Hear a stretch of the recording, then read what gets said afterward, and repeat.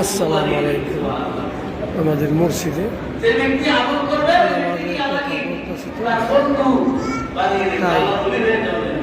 নামাজের কথা বলতেছে, জন্য একটু ভিডিও করলাম।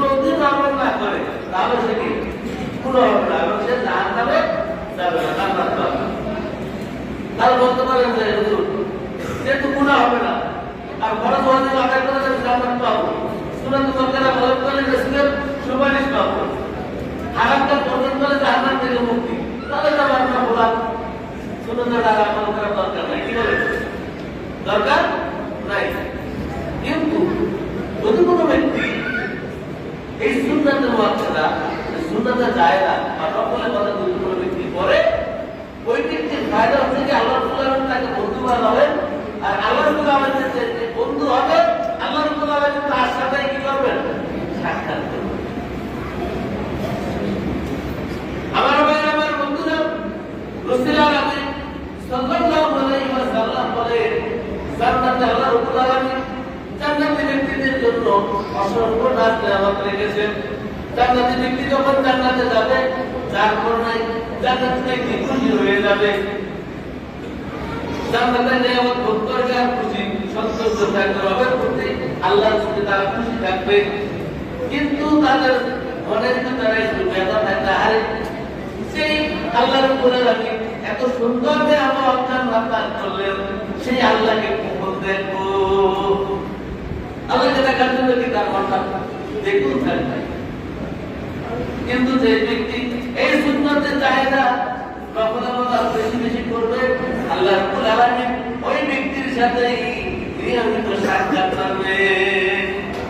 তাহলে জান্নাত পাইলেন, জান্নাত থেকে মুক্তি পাইলেন, রাসূলের সুপারিশও পাইলেন, কিন্তু আল্লাহ সাক্ষাৎ পাইলেন না। সুখ আছে? সুখ আছে?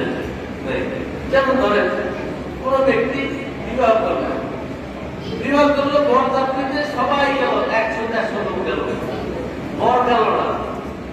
বিবাহ সম্পর্ক হইল, সবাই খাওয়া দিল, সব কিছু ঠিকঠাক হইল, বর না হইবে কি?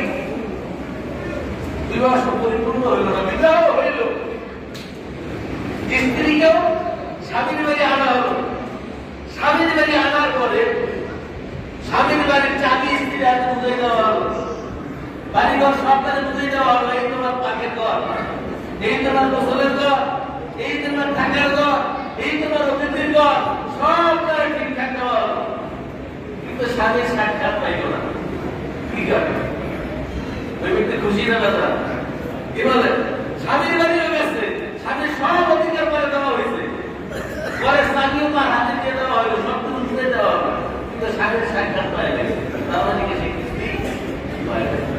আমার ভাইয়ের, আমার বন্ধুরা, জান্নাতের ব্যক্তি জান্নাতে পাইল, সব কাজ প্রমাণ পাইল, আল্লাহর সাক্ষাৎ পাইল না, তার মনটা কি জীবন মনে হইল না? এজন্য বেশি বেশি আমল ইবাদত করার মাধ্যমে, বিদায় নিলাম। আমল করার মাধ্যমে আল্লাহর নামাজের জিনিসটাই বুঝাইল। মাশাআল্লাহ, আলহামদুলিল্লাহ। ভিডিওটা শেয়ার করবেন।